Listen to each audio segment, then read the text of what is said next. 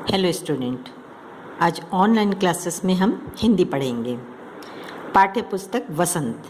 7th class में भी आपने ये बुक पढ़ी थी, उसका नाम भी वसंत था। ये भाग 3 है और इस बार आपकी 2 बुक हैं। एक सहायक होगी, जैसे सप्लीमेंट्री इंग्लिश में होती है वैसे ये है, लेकिन आज हम इसकी मुख्य बुक वसंत में पढ़ेंगे। और जिसका पहला लेसन है, पहला पाठ है, वो कविता है। ध्वनि। ध्वनि जैसा नाम से ही समझ में आ रहा है, इसका अर्थ होता है आवाज़। और ध्वनि को और भी कई शब्द बोले जाते हैं, जिसमें उसका पर्यायवाची शब्द आप लोग पढ़ते ही हैं। तो ध्वनि का पर्यायवाची शब्द होता है, ध्वनि को और बोला जाता है स्वर, आवाज़, नाद। और इस कविता के जो कवि हैं वो सूर्यकांत त्रिपाठी निराला हैं। सूर्यकांत त्रिपाठी इनका पूरा नाम है, निराला इनकी सब टाइटल है। आप लोगों को बता दूं मैं कि कवि जो होते हैं वो अधिकतर अपने नाम के आगे एक टाइटल जोड़ लेते हैं और वही उनकी पहचान होती है। मुख्य नाम से ज़्यादा उनको उनके सब टाइटल से जाना जाता है। तो सूर्यकांत त्रिपाठी निराला जो हैं हिंदी के बहुत प्रसिद्ध कवि हैं, बहुत उनका सम्मान किया जाता है हिंदी साहित्य में। इनका जन्म जो था वो बंगाल में हुआ था, पश्चिम बंगाल में, और वसंत पंचमी के दिन हुआ था। ये रामकृष्ण परमहंस और स्वामी विवेकानंद के जीवन से बहुत प्रभावित थे। और ये जो कविता उन्होंने लिखी है वो उनका प्रकृति के प्रति बहुत ज़्यादा प्रेम प्रदर्शित हुआ है। और 2-3 इस कविता बहुत छोटी है, लेकिन इसके अंदर जो संदेश है वो बहुत गूढ़ है, बहुत गहरा है। उसको बहुत गहराई से आपको समझना पड़ेगा कि कवि अपने बारे में अपनी तुलना करा है और कलियों को कुछ जागरूक किया है, उनको संदेश देना चाहा है। वो हम आपको अच्छे से समझाएंगे, बहुत ध्यान से समझेंगे आप। कविता भले ही छोटी, लेकिन इसका सार बहुत अलग है। और कविता पढ़ने के पहले बेहतर होगा, अच्छा होगा कि हम इसके शब्दार्थ एक बार देख लेते हैं। तो देखिए, बुक में आपको दिया हुआ है। मृदुल मतलब कोमल, पात मतलब होता है पत्ते, गात मतलब होता है शरीर, और निद्रित, निद्रा से बना है निद्रित, सोया हुआ। प्रत्युष प्रातःकाल, सवेरा। तंद्रालस नींद से अलसाया हुआ। लालसा कुछ पाने की चाह, अभिलाषा या इच्छा। चलिए पहले हम कविता का पाठ करते हैं। अभी ना होगा मेरा अंत, अभी अभी ही तो आया है मेरे वन में मृदुल बसंत। अभी ना होगा मेरा अंत। हरे हरे ये पात डालियाँ, कलियाँ कोमल गात, मैं ही अपना स्वप्न मृदुल कर फेरूंगा निद्रित कलियों पर। जगा एक प्रत्युष मनोहर, पुष्प पुष्प से तंद्रालस, लालसा खींच लूंगा मैं। अपने नवजीवन का अमृत सहर्ष सींच दूंगा मैं। द्वार दिखा दूंगा फिर उनको, है मेरे वे जहां अनंत, कभी न होगा मेरा अंत। चलिए अर्थ समझते हैं इसका। अभी न होगा मेरा अंत, अभी अभी ही तो आया है मेरे वन में मृदुल बसंत। अभी न होगा मेरा अंत। कवि कहता है, कवि बहुत आत्मविश्वास से भरा है। आत्मविश्वास का मतलब होता है कॉन्फिडेंस। वो कहता है कि मेरा अंत अभी इतनी जल्दी नहीं होने वाला है। मेरे जीवन में वसंत ऋतु तो अभी शुरू हुई है। अपने जीवन को किससे तुलना कर रहा है वो? उनका जीवन रूपी वन है, उपवन से कर रहा है। मतलब मेरा जीवन एक उपवन की तरह है और उसमें अभी तो वसंत आया है, तो इतनी जल्दी मेरा अंत नहीं होगा। आप सबको मालूम है कि वसंत ऋतु जो होती है ऋतुओं का राजा कहलाता है। हर जगह हरियाली आ जाती है, फूल खिल जाते हैं, पत्ते नए आ जाते हैं और बहुत खूबसूरत दिखने लगता है। तो इसका अर्थ, जैसा मैंने आपको पहले भी कहा था, कि बहुत गहराई से समझना पड़ेगा हमें ये कविता। तो क्यों कवि अपने आप को वसंत से तुलना कर रहा है? वसंत जो ऋतु होती है, कवि अभी युवा अवस्था में है। युवा मतलब यौवन की अवस्था में है, वो अभी युवक है। और जैसे आप जानते भी होंगे, जब इंसान बुजुर्ग हो जाता है तो वो उसकी इच्छाएं काफ़ी कम हो जाती हैं, शरीर भी साथ छोड़ने लगता है और उनके जीवन में वो उत्साह नहीं होता है। आप कभी अपने ग्रैंडफादर से या ग्रैंडमदर से कुछ बोलते होंगे, अरे अब कहाँ जाएं, कहाँ उम्र है, ऐसा सुनने में आया होगा। लेकिन जब इंसान युवा रहता है तो उसके मन में बहुत उत्साह रहता है, हर कार्य को करने की ललक रहती है, जीवन का उमंग रहता है। तो यही कवि कहना चाहता है कि मैं अभी युवा हूँ, आत्मविश्वास से भरा हुआ हूँ, मेरे जीवन में तो अभी वसंत शुरू हुआ है, इतनी जल्दी मेरा अंत कैसे हो जाएगा। हरे हरे ये पात डालियाँ कलियाँ कोमल गाद, मैं ही अपना स्वप्न मृदुल कर फेरूंगा निद्रित कलियों पर, जगह एक प्रत्युष मनोहर। हरे हरे पत्ते आ गए हैं वसंत ऋतु में, डालियों में कलियां खिल गई हैं, कोमल शरीर हो गया है। जब वसंत ऋतु नहीं रहता है, पतझड़ का समय रहता है, तो बहुत बेजार सा दिखता है, बहुत सूनापन लगता है, पेड़ सुंदर नहीं लगते, प्रकृति बिल्कुल सुंदर नहीं लगती। लेकिन जैसे ही वसंत ऋतु आती है, सुंदरता जैसे चारों तरफ बिखर जाती है। तो कवि कहता है कि हर तरफ वसंत की सुंदरता है। मैं ही अपना स्वप्न मृदुल कर, कर मतलब होता है हाथ, मृदुल मतलब कोमल।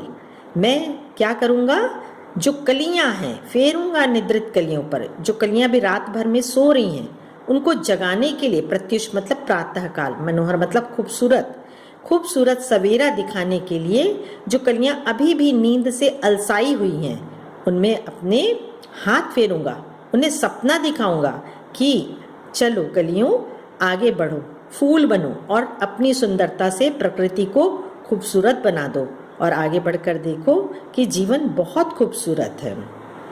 आप देखे होंगे कि जब हम नींद से जागते हैं तो कुछ देर तक हमारे में आलस छाया रहता है। तो वही कवि कहना चाहता है कि कलियां रात भर सोकर अभी उठी हैं और मैं उनको जगाता हूँ और उनको बताता हूँ कि तुम फूल बनो, जीवन बहुत खूबसूरत है।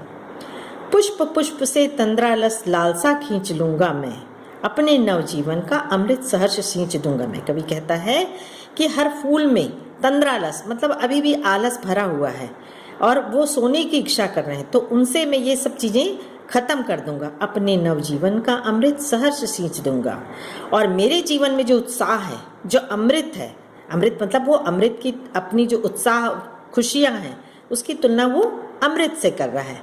तो जो मेरे जीवन में उत्साह है, खुशियाँ हैं, मैं उसे किसे दूंगा, कलियों को दूंगा, पुष्प को दूंगा और उनसे कहूँगा, द्वार दिखा दूंगा फिर उनको, है मेरे वे जहाँ अनंत, अभी न होगा मेरा अंत।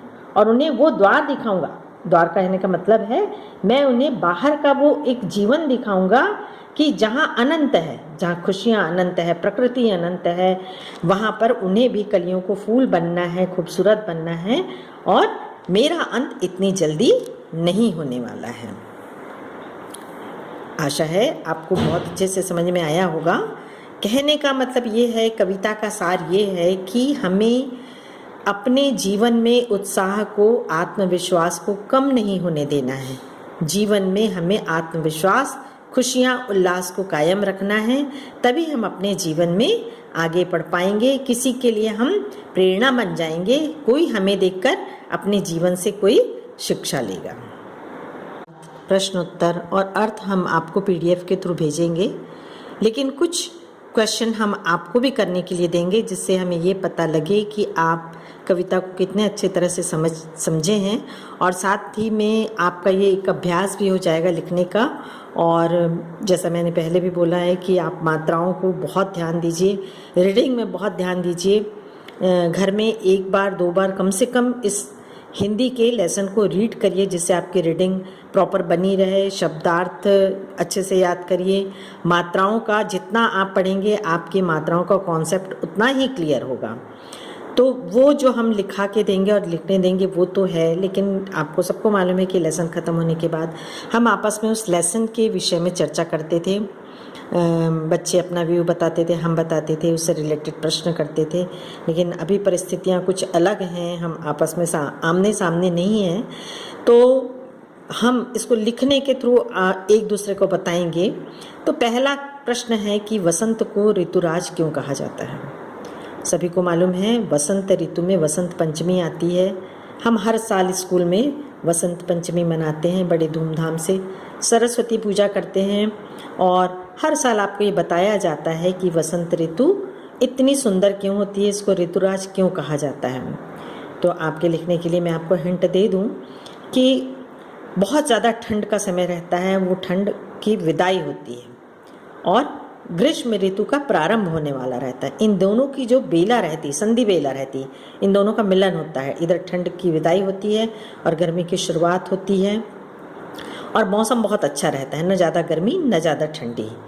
प्रकृति में नए पेड़ों में नए नए पत्ते आ जाते हैं, फूल तरह तरह के खिलते हैं, पीली सरसों की फसल पककर तैयार हो जाती है, आम में बौर आ जाते हैं और बौर के आने से कोयल बोलने लगती है। तो कुल मिलाकर वातावरण जो होता है, प्रकृति बहुत ही खूबसूरत दिखने लगती है।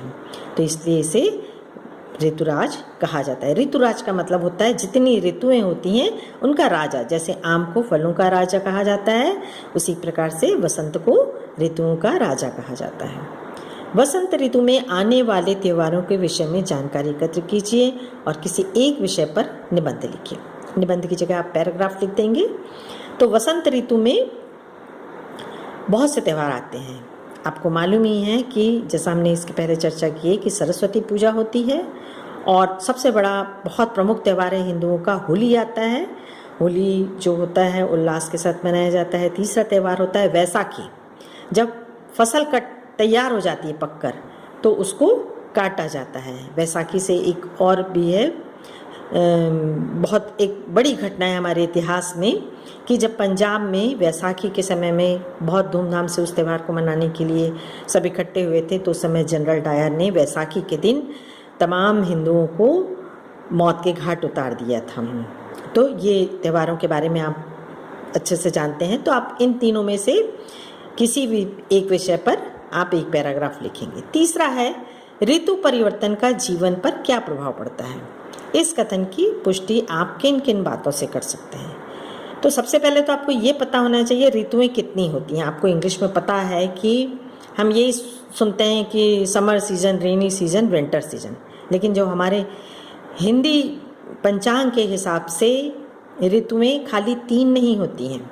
सबसे पहले तो होती है ग्रीष्म ऋतु, वर्षा ऋतु, शरद ऋतु, शिशिर ऋतु और उसके बाद फिर आती है वसंत ऋतु।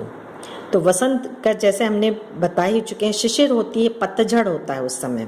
और शरद ऋतु जो होती है, शरद ऋतु होती है ठंड का प्रारंभ होता है। आप जानते हैं शरद पूर्णिमा मनाई जाती है, तो पूर्णिमा के दिन से शरद ऋतु का शुरुआत होती है। और जैसा कि हम पहले भी बोल चुके हैं कि आपको हिंदी महीने अच्छे से याद होने चाहिए कि कौन कौन से महीने होते हैं।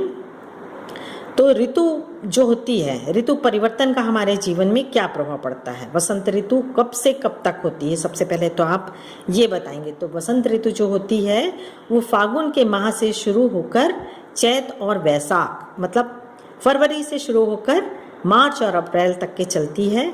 और इसका हमारे जीवन पे क्या प्रभाव पड़ता है। बहुत सारी, किसी भी ऋतु के आने से हमारे जीवन पे बहुत ज़्यादा प्रभाव पड़ता है। हमारी दिनचर्या बदल जाती है, हमारा खान पान बदल जाता है, हमारे वस्त्र बदल जाते हैं, पहनने का तरीका बदल जाता है, रहन सहन पे बहुत प्रभाव पड़ता है। तो उसको आप पॉइंट वाइज डिस्क्राइब करेंगे, लिखेंगे। तो जैसा मैं आपको बता रही हूँ कि सबसे पहले खान पान पे असर पड़ता है। ठंड में हमारी जो पाचन शक्ति होती है बहुत तेज रहती है, कितना भी हम भारी खाना खाएं वो पच जाता है, लेकिन ग्रीष्म ऋतु आने से हम हल्का भोजन करते हैं। तो ये ऋतु परिवर्तन का भोजन पे, हमारे खान पान पर प्रभाव पड़ता है। दूसरा होता है पोशाक पे। ठंड के समय में हम गर्म कपड़े पहनते हैं, गर्मी के समय में सूती वस्त्र पहनते हैं। और तीसरा होता है प्रकृति का। प्रकृति किस तरह से होती है, मौसम कैसा रहता है, गर्म रहता है, ठंडा रहता है, ये सारी चीज़ों का आप जितना भी आपसे हो सकेगा आपको समझ में आएगा। यदि आप चाहें तो अपने पेरेंट्स से भी हेल्प ले सकते हैं। तो इतना आप हमें ये करके दिखाएंगे। एक और है, ये कविता की पंक्तियां हैं, इसे आपको ये बताना है कि ये कौन सी ऋतु हो सकती है। फूटे हैं आमों में बौर, भौरे वन वन टूटे हैं, होली मची ठौर ठौर, सभी बंधन छूटे हैं। ये कौन सी ऋतु हो सकती है। तो ये जाहिर सी बात है, ये वसंत ऋतु होती है। वसंत ऋतु में ही आम के बौर आते हैं, बौरे गाने लगते हैं, होली आती है। तो उम्मीद है आपको ये सब अच्छे से समझ में आया होगा और आप जो मैंने ये 3 प्रश्न बताया है उसे करेंगे। और बुक आप ज़रूर ले लेंगे। अभी तो लॉकडाउन है, जैसे ही लॉकडाउन ख़त्म होता है आप बुक परचेज़ कर लेंगे और अच्छे से अभ्यास करेंगे। चलिए, thank you, have a nice day.